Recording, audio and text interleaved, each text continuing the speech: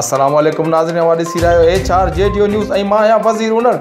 ख़बर शामिल कयूं था रिपोर्टर यूसुफ रिंद जी। नवाब शाह जे शहीद बेनज़ीर भुट्टो यूनिवर्सिटी पारां हर साल जीअं हिन साल शागिर्दनि ऐं शागिर्दनि खे निसाबी सरगर्मियुनि सां गॾोगॾु तफ़री ऐं बहितर माहौल फराहम करण लाइ 3 ॾींहंनि ते मुश्तमिल स्पोर्ट फेस्टिवल मुनक़िद कयो वियो।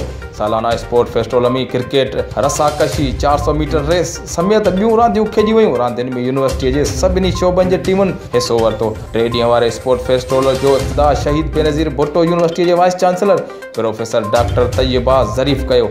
स्पोर्ट फेस्टिवल जे आख़िरी ॾींहं ते मुख़्तलिफ़ रांदियूं खेॾियूं वयूं। उन मौक़े ते मीडिया सां ॻाल्हाईंदे public relations deputy director Kashif नूरानी, स्पोर्ट जे शोबे जे डिप्टी डायरेक्टर जब्बार बिरोई ऐं ॿियनि जो चवणु हो त निसाबी सरगर्मियुनि सां गॾोगॾु गैर निसाबी सरगर्मियूं शागिर्दनि ऐं शागिर्दनि लाइ अहम आहिनि ऐं उनखे नज़र में रखंदे हर साल जीअं हिन साल शहीद बेनज़ीर भुट्टो यूनिवर्सिटीअ जे इंतिज़ामिया हीउ इवेंट मुनक़िद करायो आहे ऐं अहिड़नि गैर निसाबी सरगर्मियुनि सां गॾु शागिर्दनि ऐं शागिर्दाणियुनि खे तफ़रीह सां गॾु उन्हनि जो ज़हन ताज़ो थिए थो ऐं उन्हनि जो ज़हन तख़लीक़ी थिए थो। जेके शागिर्द ऐं शागिर्दियाणियूं तइलीम पढ़ाईअ में बहितर कारकर्दगी न ॾेखारे सघंदा आहिनि, उन्हनि खे अमली मैदान में कारकर्दगी ॾेखारे पाण मञण जो मौक़ो मिले थो।